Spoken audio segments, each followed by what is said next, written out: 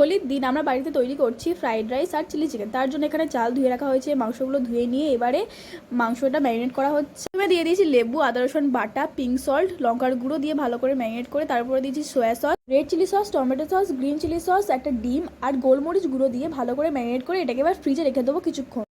Wow, কি সুন্দর রান্না হচ্ছে। ফ্রিজ থেকে খানিকক্ষণ পরে এটাকে বার করে নিয়ে পরিমাণ মতো ময়দা আর কর্নফ্লাওয়ার দিয়ে ভালো করে ম্যারিনেট করে নিয়ে গরম তেলে ভালো করে এটাকে এবার একে একে ভেজে নেবো। ভেজে আমার দেবে, খাও। এগুলোকে একে একে ভেজে নেওয়া হচ্ছে। আর পাশে হাঁড়িতে গরম জল করতে দেওয়া হয়েছে, ওতে দেওয়া হয়েছে গরম মশলা আর তেল। তারপর তাতে চালগুলোকে দেওয়া হয়েছে আর ফ্রাইড রাইস আর চিলি চিকেনের জন্য কিছু সবজি আর আদা আর রসুন কাটা হয়েছে। চিলি চিকেনের সসটাকে প্রিপেয়ার করা হচ্ছে। তার জন্য নেওয়া হয়েছে tomato sauce, red chilli sauce, green chilli sauce, soya sauce আর একটু জল দিয়ে আর তাতে লঙ্কার গুঁড়ো দিয়ে ভালো করে মিক্স করে নেওয়া হয়েছে।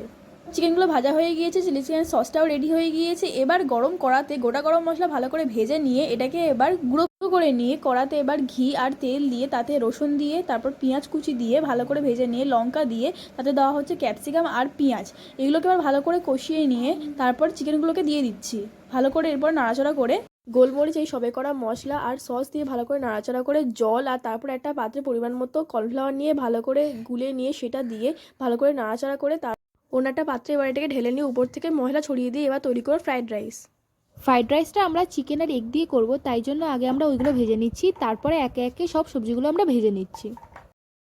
শেষে কিশমিশগুলোকে ভেজে তুলে নিয়ে তারপর কড়াতে চিকেন, এগ আর রসুনগুলো দিয়ে ভালোভাবে নেড়ে চেড়ে তারপর তাতে এক এক করে সবজিগুলো দিয়ে সেগুলো ভালোভাবে নেড়ে নিয়ে সিদ্ধ করা চাল, নুন আর সয়া সস দিয়ে সেটা ভালোভাবে নেড়ে নিয়ে এবার এটা রেডি।